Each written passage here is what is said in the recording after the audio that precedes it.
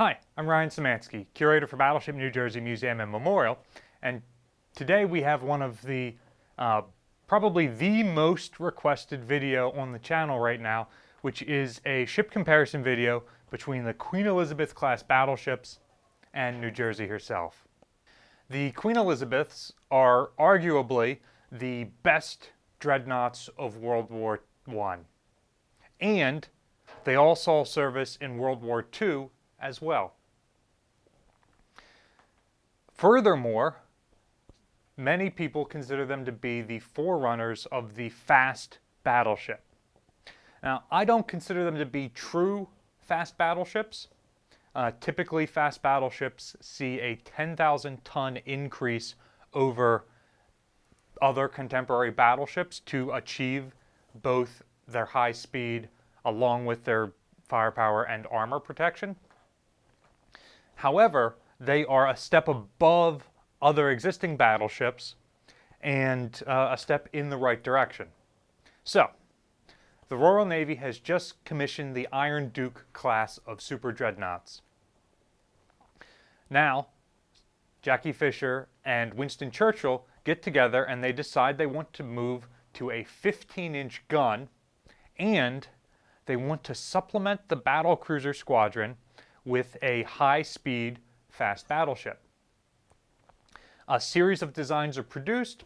We don't know too much about these designs.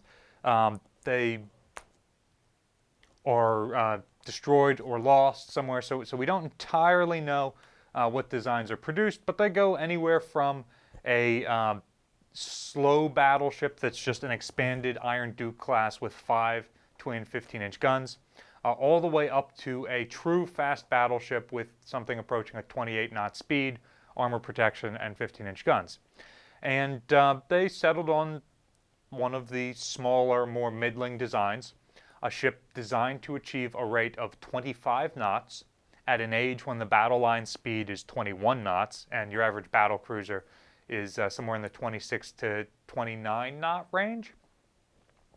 So a middling speed, 15-inch guns represent a large jump and will be the largest guns in the world. And then, of course, the armor protection against 15-inch guns.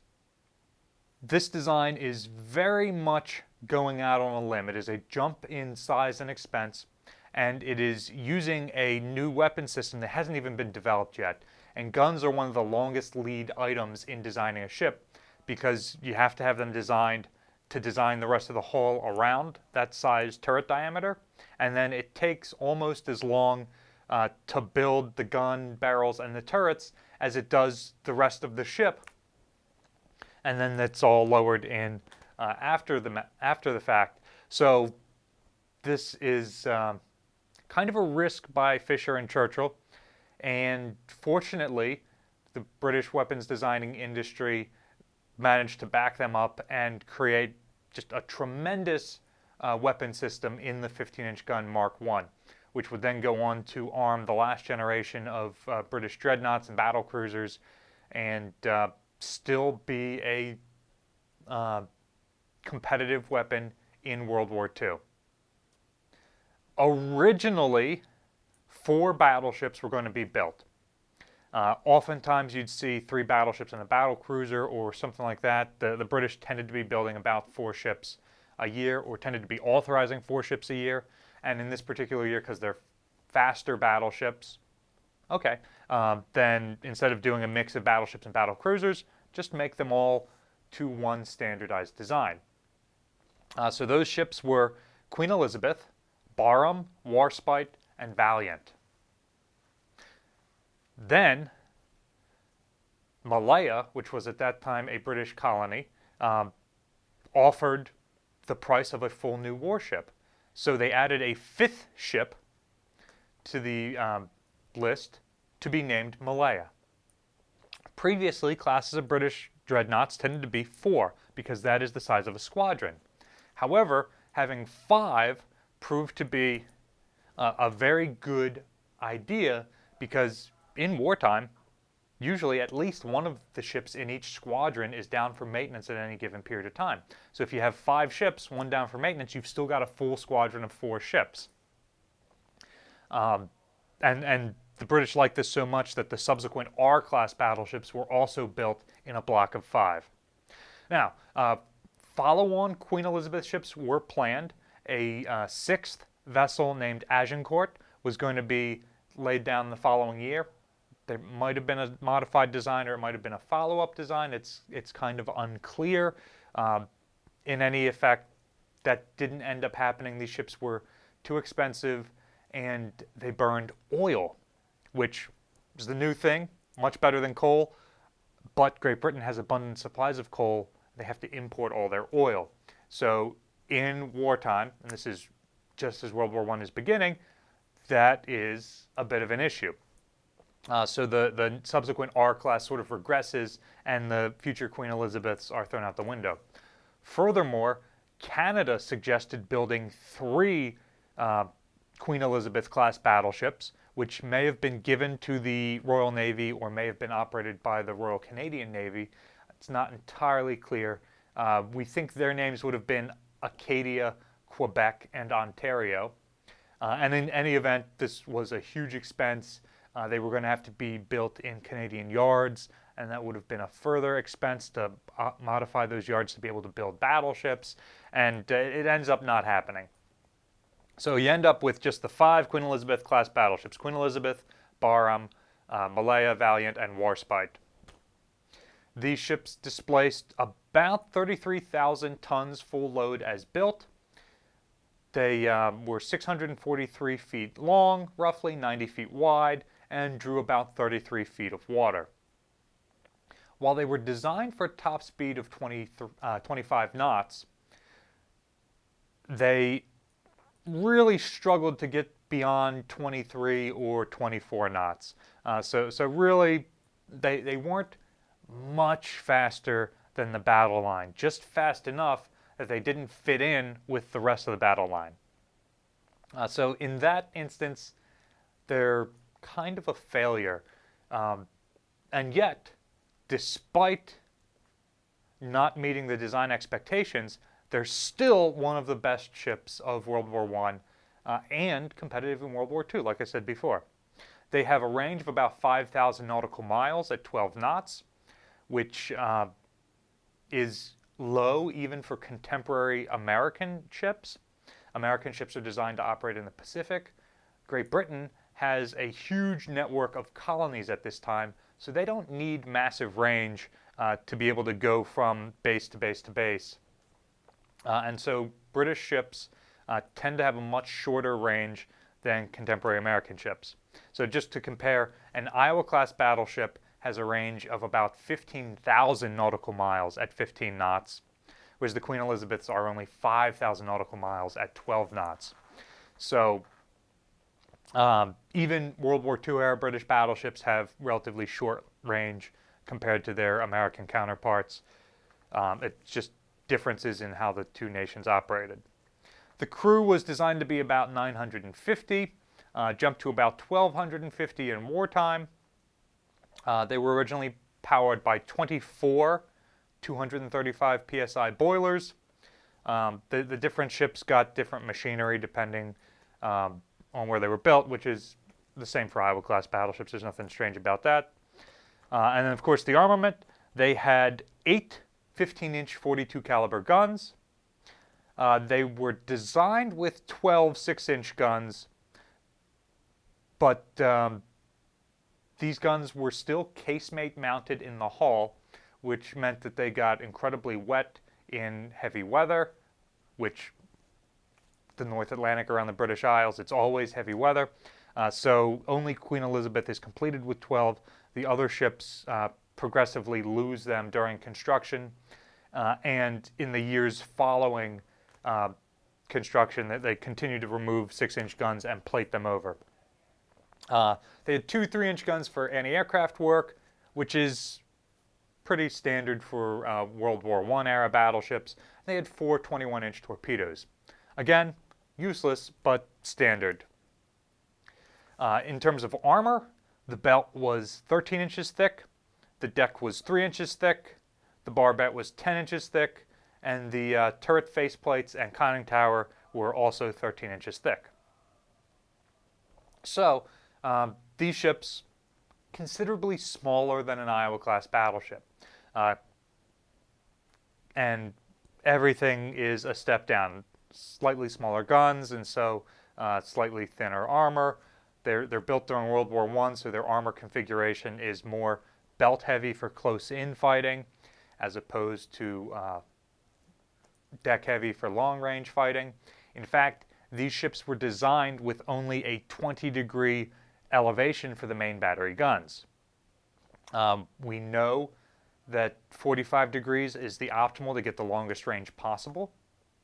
But with optical rangefinders, there's no point in ranging the guns that far because you can't aim that far. By World War II, they had been modified with guns that could elevate to 30 degrees. They modified the turrets for an extra 10 degrees, which gave them an extra 3 miles of range. So still pretty small compared to the Iowa-class battleships, which in theory have a range of 23 miles. These ships are under 20. However, despite that, Warspite holds the record for the longest range hit from a moving platform onto another moving platform.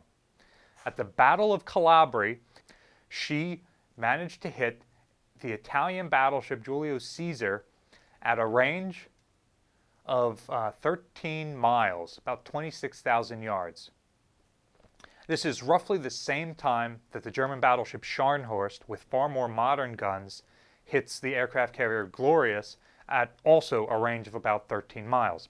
So these two ships managed to score the longest range gunfight in history, 13 miles. So even though Iowa-class battleships have a range of 23 miles, they never hit a target at that range. The Iowa-class battleships had one opportunity to hit a target over the horizon, and that was when firing at a Japanese destroyer in February of '44. I believe it was Mayakaze, but it might have been one of her sister ships. And this was during the attack on Chuck Lagoon. Both Iowa and New Jersey were firing on a fleeing Japanese destroyer, and both were able to straddle the target with aerial spotting, but neither were able to hit the target. Had it been a battleship-sized target like they were designed to shoot at, well, then we'd be telling a completely different story about the ability of these ships to hit targets over the horizon. But the Iowas never managed to engage enemy battleships, and so never got the chance to prove that their fire control systems and their guns could hit targets that far away. And again, just to clarify, this is from a moving platform to a moving target. In terms of shore bombardment, Iowa-class battleships fired their guns at maximum range on occasion for that. There are not many battleship classes out there that can compete with the Iowas in longevity. The Iowas are repeatedly called back to service: World War II, Korea, Vietnam, the Gulf War in the 90s, over a 50-year period. The Queen Elizabeths are one of those classes that comes close. They serve, of course, in World War I. They served during the Battle of Jutland. All survived Jutland, although Warspite gets heavily damaged and has some steering malfunctions that will continue to afflict the ship for the rest of her career. They're used straight through the peacetime Navy. They get a series of upgrades, which varies from ship to ship in the class. They never got the chance to fully modernize them all the way they wanted before World War II happened. So some of them only got a first round of upgrades, trunking the funnels together, adding torpedo defense, slightly upgraded anti-aircraft, and other modern stuff, such as Barham and Malaya. Other battleships like Queen Elizabeth and Valiant got the full upgrade package with the modern Queen Anne's Mansion style superstructure that you see on World War II era British battleship designs, and the Nelrods. upgraded torpedo defense, upgraded anti-aircraft that replaced the 6-inch guns, removal of the torpedo tubes, the full 9 yards. Warspite got something in the middle. She didn't get the 4.5-inch anti-aircraft guns that her sister ships got, but and retained some of her 6-inch battery, but otherwise looked like them with the Queen Anne-style mansion. These ships could carry spotting aircraft throughout most of their career. They had flying-off platforms on some of their turrets during World War I, and then catapults and even cross-deck catapults and hangars in the rebuilt ships. Their career spans the interwar years, which includes showing the flag in the Mediterranean during unrest when Italy was going after colonies. It included showing the flag off the Spanish coast during the Spanish Civil War. And then, of course, we get into World War II.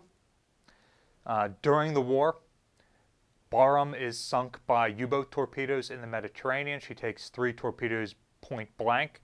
And this is one of those incidents that was actually captured by a combat photographer. There are not many sets of footage of battleships being sunk, especially underway. And Barham's is one of the only ones. So you've probably seen this footage already in documentaries, but you can see the ship roll over in a very short period of time with crew basically riding the hull around to get on the underside.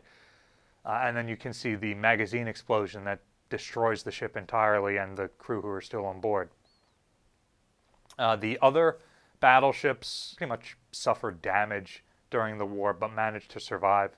Queen Elizabeth and Valiant are hit in Alexandria, Egypt by Italian Special Forces limpet mines, but both are rebuilt. Warspite is bombed pretty heavily, has a bomb that goes all the way through from the top deck of the ship straight down at the bottom. They patch that with concrete. Her X turret is completely disabled, and they decide to put her back in the fight without fixing it.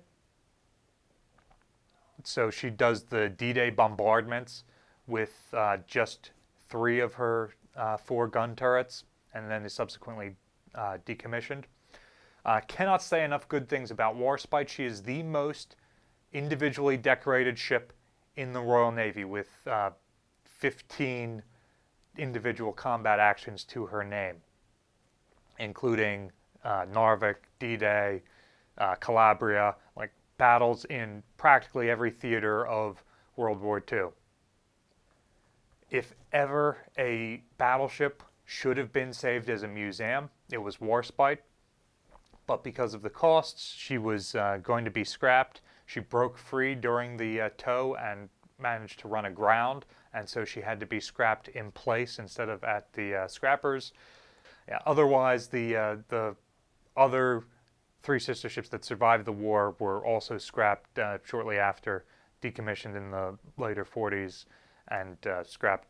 So, comparing them to the Iowas, they are definitely a step in the lineage. This idea of taking a full battleship, increasing their speed above that of the battle line so that they can help turn an enemy battle line and prevent the enemy from turning their own battle line.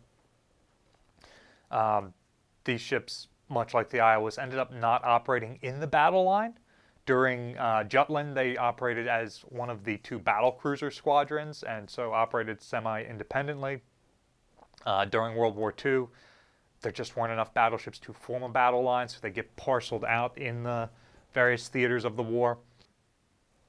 They're significantly smaller than the Iowas. Of course, they're over 240 feet shorter. They're even reconstructed.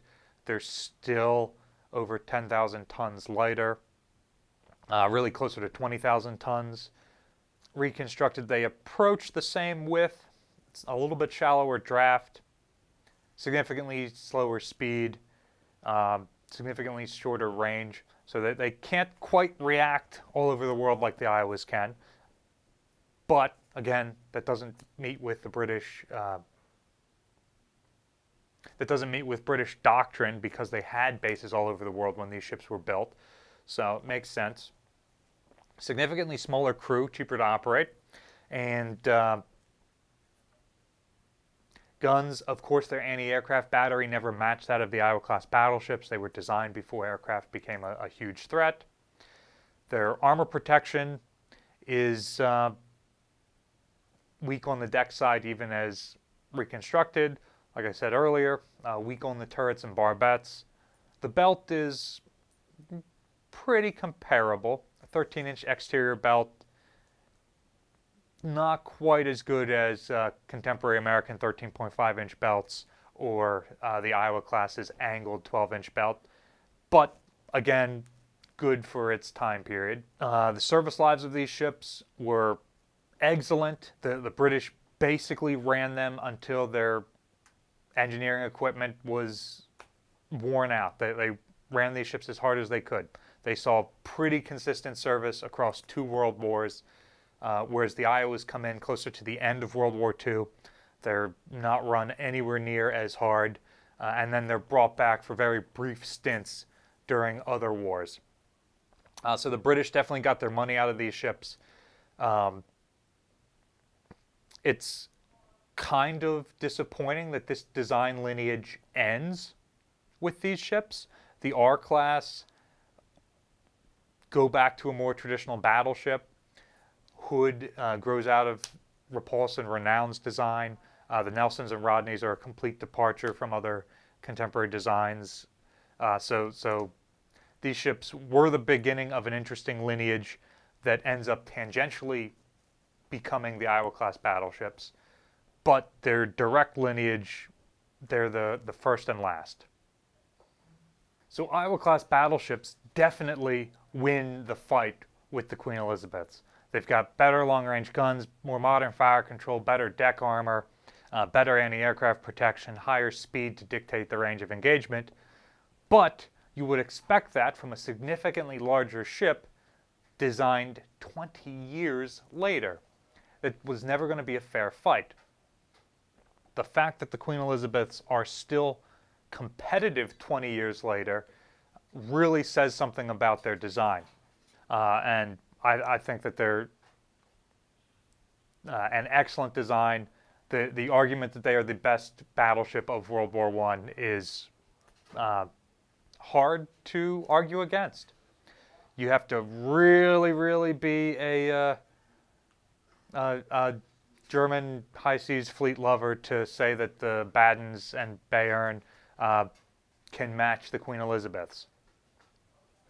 So this was more of a high-level look at the designs of these ships. If you want to see an individual history of one or more of these ships, like Warspite, let us know in the comment section down below. We might get to that in a future video. Battleship New Jersey receives operating support from the New Jersey Department of State, also from a number of other businesses and private individuals like yourselves. We really appreciate your support. There's a link in the description below if you'd like to continue supporting the museum and our channel. You can also support us by liking, sharing, and subscribing so more people find out about us. Thanks for watching.